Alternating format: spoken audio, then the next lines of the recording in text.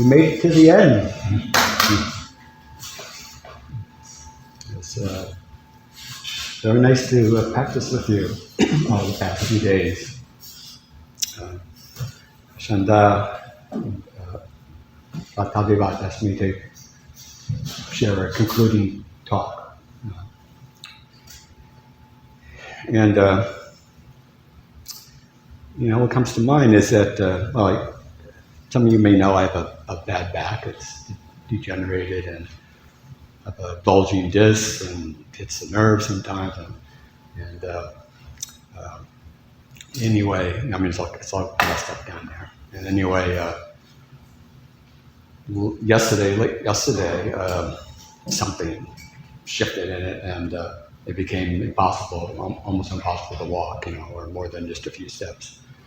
So I went home at 8:30, a half hour early, because I couldn't sit anymore, and I couldn't walk at all at that point. And so I just needed to lay down. So I just went home and lay down because the day was almost over. But it's, we can't control what we experience through the senses. Pain is inevitable, shows up, not unplanned. But even though that's the case, we can learn that doesn't have to make us unhappy. We can have pain and still have a sense of happiness at the same time. What we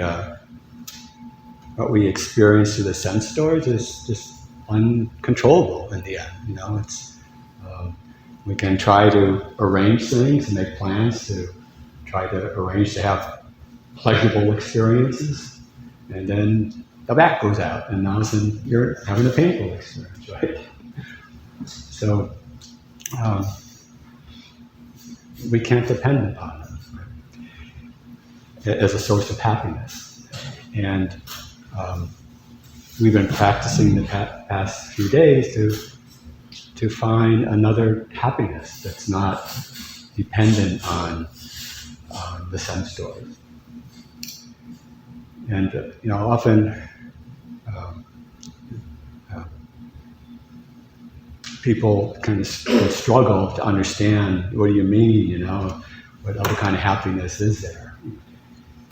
And so a simile comes to mind. I'd like to share it with you. That it's in the form of a story. There was this guy that got thrown in jail, and it was say he was a political prisoner or something. He got thrown in jail, in prison, and he was in there for quite a while, and the guards, some of the guards were mean. They'd beat him once in a while, and it was, he's just trapped in this prison life. But every Thursday night, they served chocolate cake in the prison dining hall, and he loved chocolate cake. So that every Thursday night he got to feel happy because he got to eat his chocolate cake, and he really looked forward to it, and that was like a source of joy for him. Source of happiness. And but then one day, for whatever reason, they let him out, and they said, "Okay, we're done with you." They opened the prison gates, and he walked out. So, is the happiness he experienced walking out of the prison the same or different than the happiness that he had when eating chocolate cake? Is it a higher happiness or lower happiness? So it's like that, it's a different happiness, right? And it's not comparable. And once he was out of prison, he could still eat chocolate cake. He could still enjoy chocolate cake, but do you think it was as important to him as it used to be when he was in prison? So,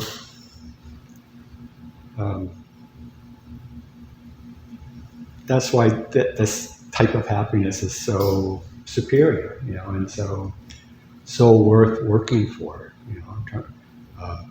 We've been working together, for the past 5 days, trying to with our files, trying to file through the prison bars so we can crawl out, right?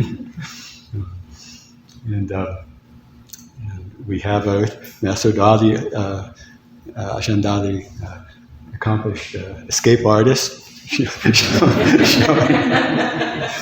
showing us where the weak spot in the bars are, how to get out.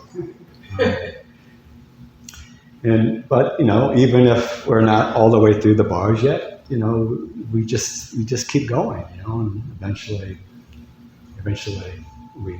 we manage to come out, So, and it's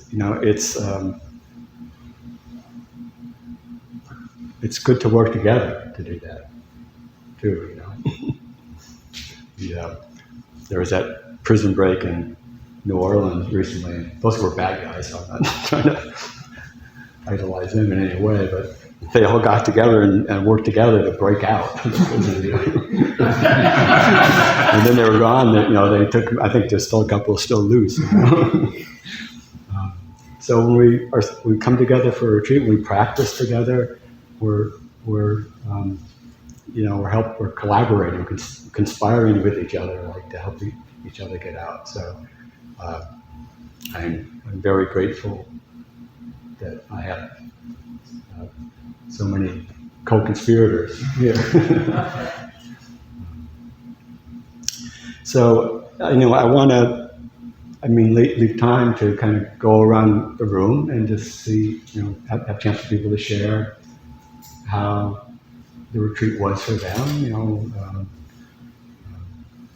what was their experience with it, any suggestions in the future,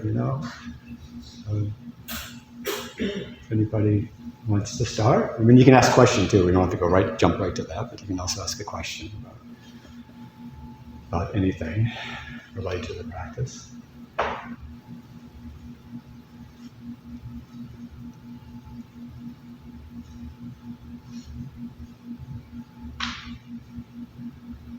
I'll start. Mm-hmm. I just came for the weekend. I'm local to Richfield, so I came from this place, some regularity.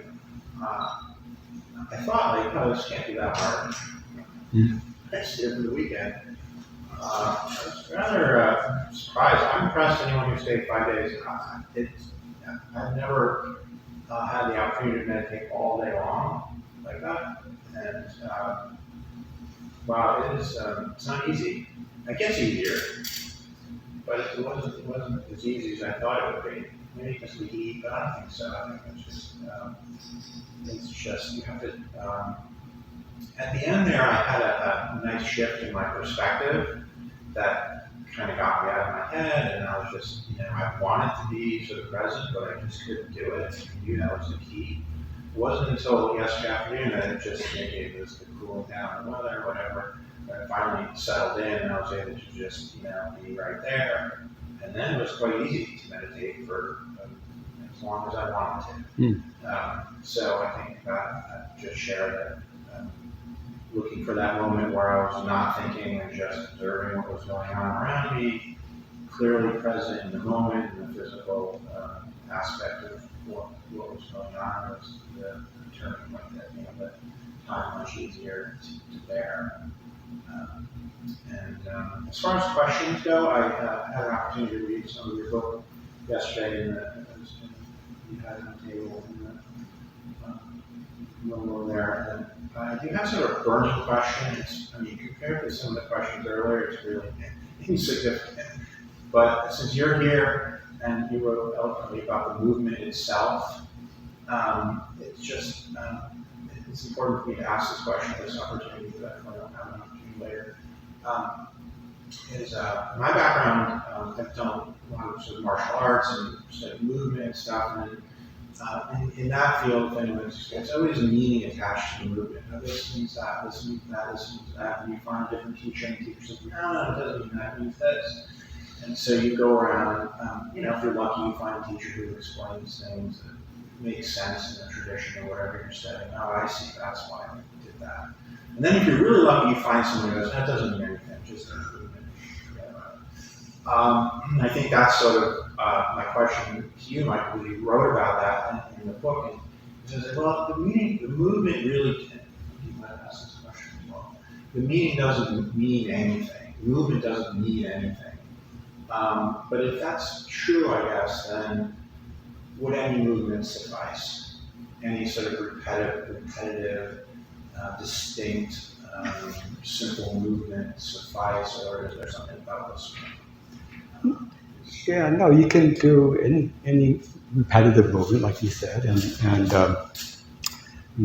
don't know if you notice, but sometimes Ashendaya will just be moving his hand up and down like that, and like for instance, and that's something you can do anytime. If you're in the car or something, and rather than doing this, you can do a simpler movement.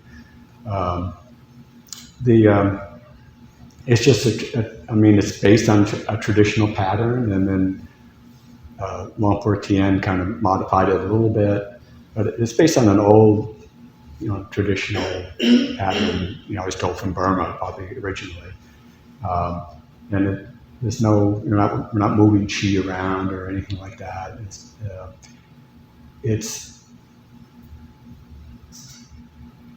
seems to, it works, so it just seems to be the right complexity, but not too complex. And you don't have to think about, the value of just not quite just doing it is, it frees you from like getting wrapped up, maybe this would be better if I move like this or move like that. And then you're kind of away from the whole point. It's just to see be aware of the sensations that are changing in the body as it moves, and learning to meditate while you're moving, which is, how we live our life, So, it's not, if you're only able to be happy sitting on a meditation cushion, that's not so useful, right? So, anyway, does that help? Thank you. But I also appreciate your comments about your experience, and do you know what the turning point was? And it doesn't sound like it's the weather to me either. What shifted in your mind that made it easy? I always associate these moments with a place. That's the best I can say. I was sitting out over in the corner behind there's a little shed out there.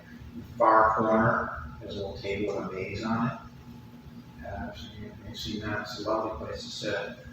And I think I actually consciously said, I gotta stop thinking. And I was like, okay, I did it. So maybe that helps. Yeah, or maybe before you're trying to be somewhere else, and then you said, okay, this isn't so bad, I can be here. Yeah. What's your name? My name's Paul. Nice to meet you, Paul. Thank you for sharing. Anybody else?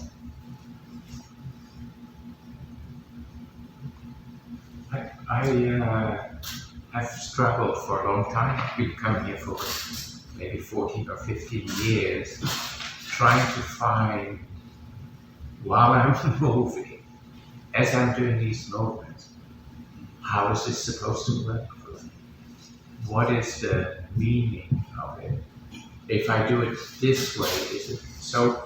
It was a motor of all kind of conceptual thought. And the happy moments are to catch the mind doing all these concepts and kind of letting it take off and letting it leave you. That there is not a meaning beyond the way it is. That we're not tethered to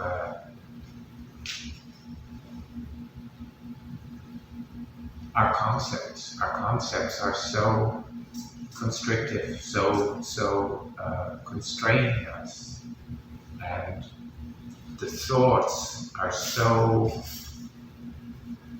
involved, or the reactivity of our thoughts is so involved in comparing the way it's supposed to be in our mind, or the way we interpret it, to what happens, and then we shut off what happens, and we don't want to see it, or we don't. So just to be with the sensation, and sometimes it's present and sometimes it's not present at all, is freeing, because it's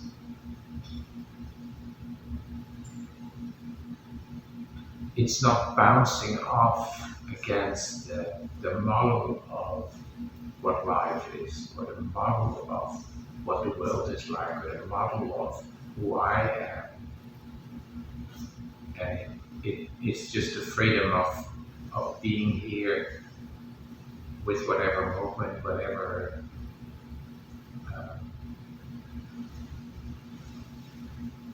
presents itself. But there's always this challenge that comes up. And there's always as we're sewing the bars, we have a tendency to erect new bars and build new walls and say, oh, this is how it is. Oh, this is, and we get a new concept. Yeah, we actually walk into the prison ourselves, Yeah.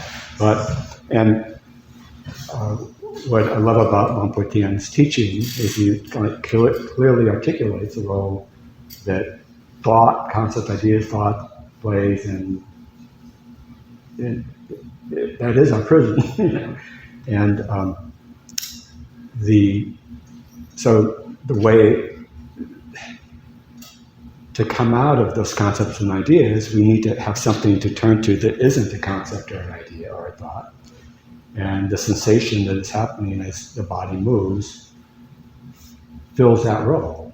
So it's also, as Tavilat said, the movement kind of wakes you up a bit, And so that's, the role of the movement is to kind of wake up your awareness, to make you alert, and to be a reminder that there is something other than thought that I can turn to, if I get caught in thought. Having the fact that it's meaningless is a good, as somebody else has said over the weekend, it is a good thing, because the breath, you can get attached to watching the breath. It feels pleasant to watch the breath. This is just, and people can get really attached to it. I need to sit down and watch my breath to calm down. And it's good to do that sometimes. There's nothing wrong with that, but there's nothing to attach to, so it's something that, a tool we can use to sort of free the mind from thought, but it's nothing that we can get attached to, because it's meaningless, It's just a movement, and it's a pattern that we don't have to think about, This is the way the one pretend that it didn't work for him, so it doesn't matter what the pattern is, but I might as well just do this too,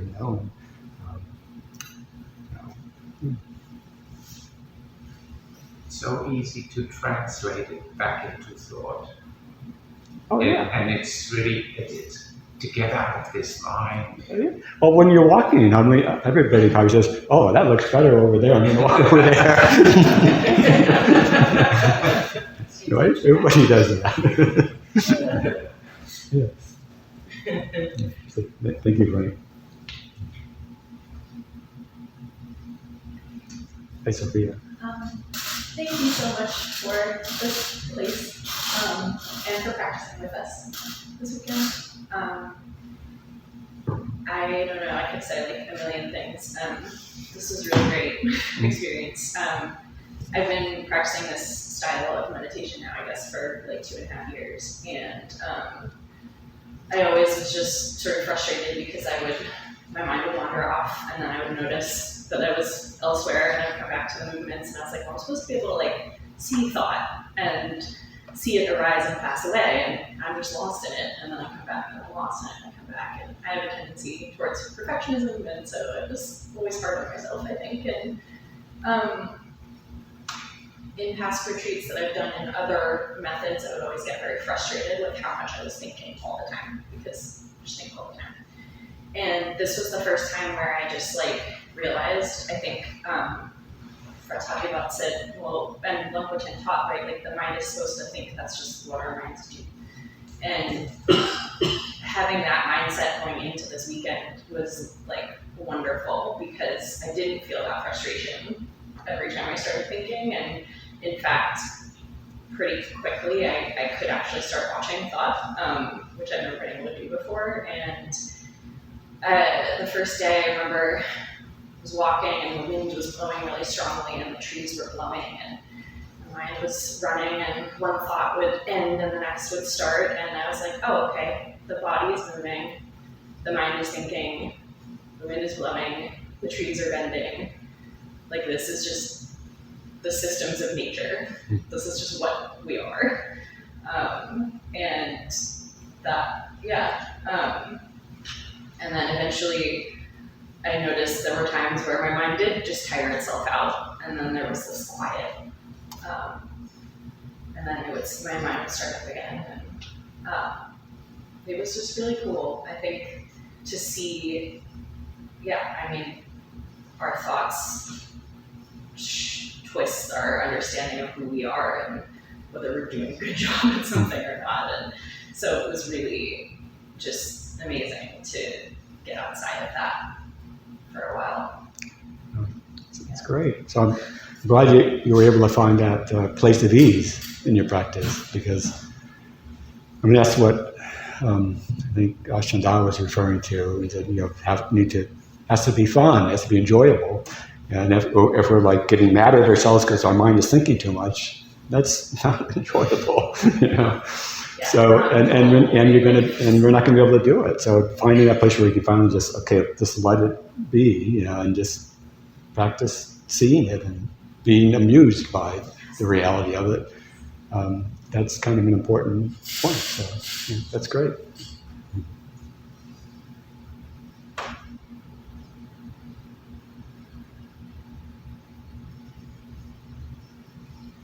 I would also like to express gratitude to you, Michael, for all out there, and thank you again, everybody, for your practice.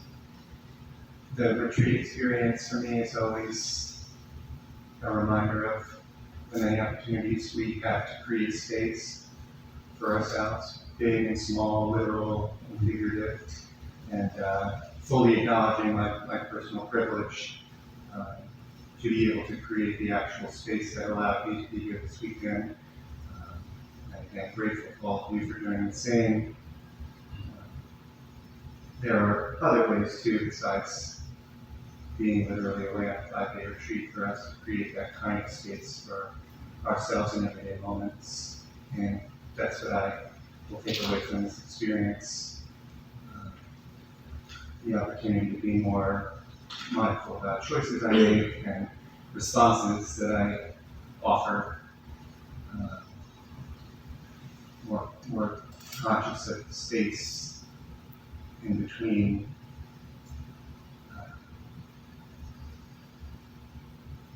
the reactivity of circumstances, and being open and aware of the importance of creating a space.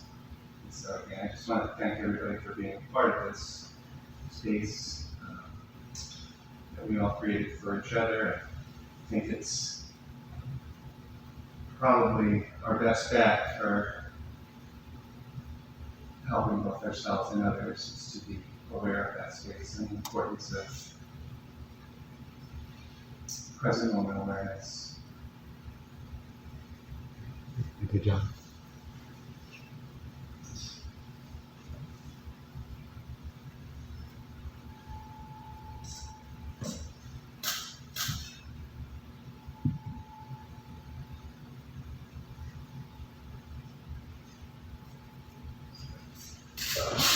thank you, Michael, and I'm sure others for making all this happen. You also to the monks really gave me a lot of wisdom and inspiration. I did this retreat 3 years ago in Litchfield, and I was totally new to this practice, and I really struggled with the motion. I promptly went back to a static thing for the past 3 years. But I have to tell you, I started to get it. You mentioned complexity. The motions are, it's not completely mindless, so, but you don't have to concentrate really hard to do it. Sort of a medium. I just started to latch onto that. And otherwise, my key takeaway is keep practicing. Remind me of your name? Mark. Mark. Good to see you again. Likewise.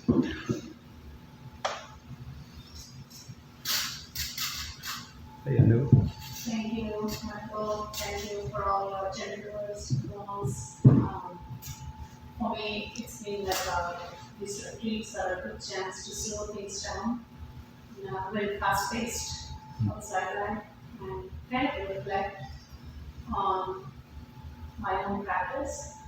And I realized that the inner critique was at its best, critiquing everything, my experience, my meditations, being not doing right, and that Ashwanda was pointing to a sentence in the dining hall. There's a list of right intention, right livelihood, and the one that said right effort. He's pointing on that on his way out. It's funny.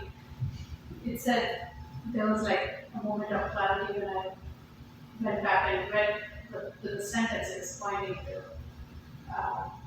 right effort means anything that reduces the stress and suffering. So I kept looking at myself as I was efforting again, trying to effort. Every few minutes after the mind kicks in and tries to tell you. So it's causing the suffering and being able to step back, and this is not being good. This is increasing my suffering and pain. It's too much effort. So for me that was a big takeaway from this. I'm going to practice it. Thank you, Anu.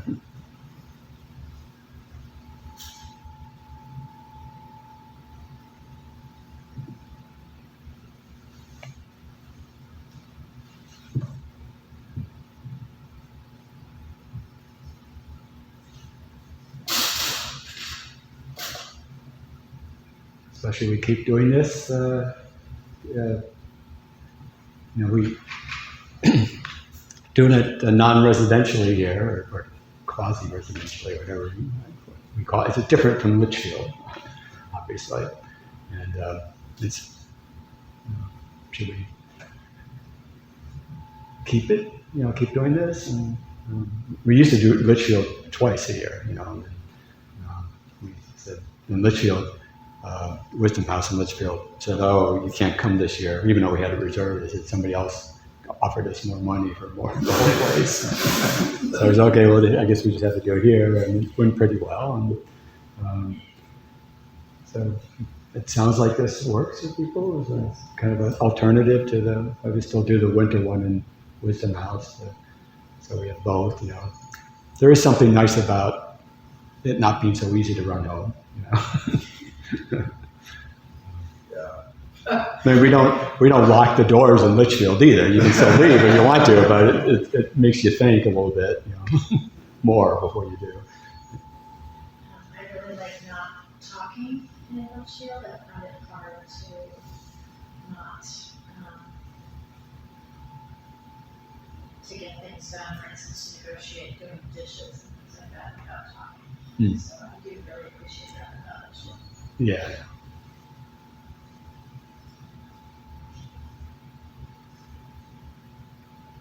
I want to selfishly say that I love this retreat here because I can go home, which I had to do this retreat. I had to leave one day because I wasn't feeling well, and this really was part of my retreat. and I watched how this was affecting my mind, and part of me, hearing your story about your back, I'm thinking, I'm failing because I felt depressed thoughts, not feeling well and having to go home, and this is a repeated scenario for me. This isn't a once in a while thing.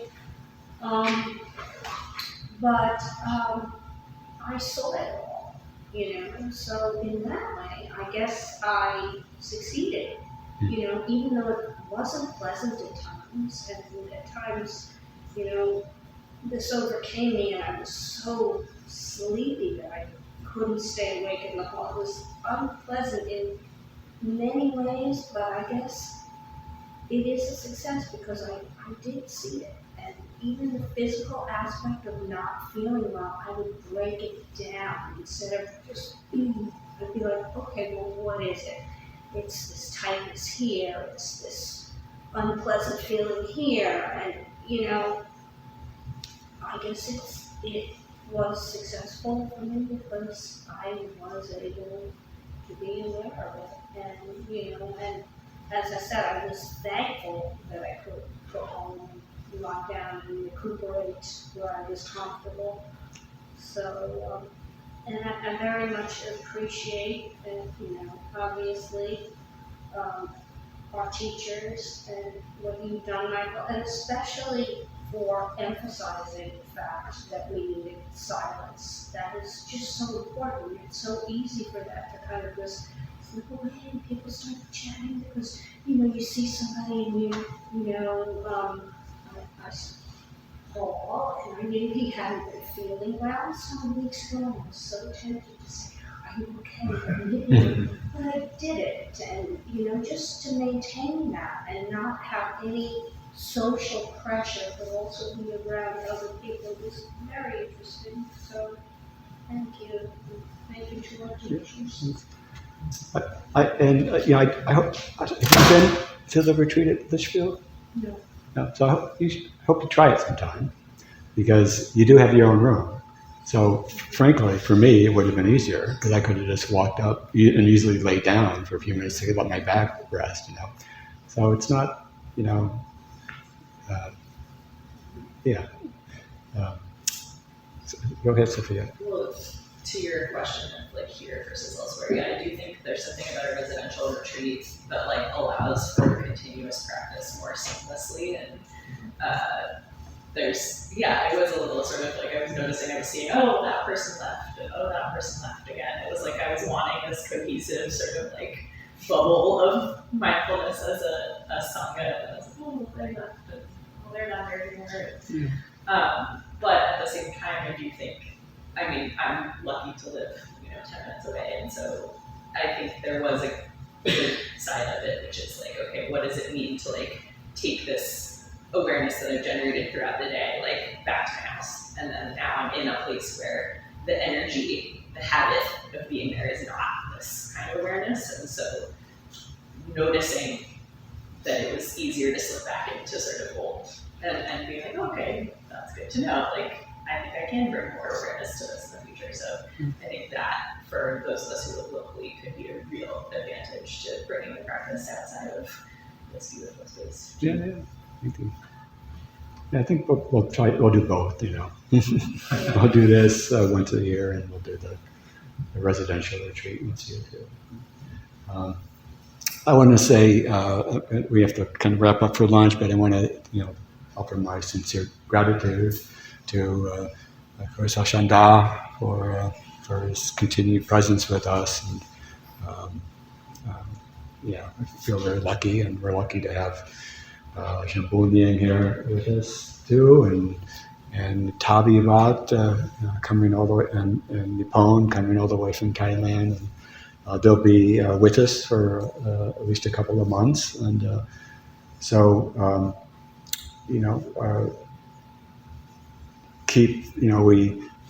retreat gives us some time to get some energy going behind our practice, and take advantage that they're here, and to come back and kind of keep it going.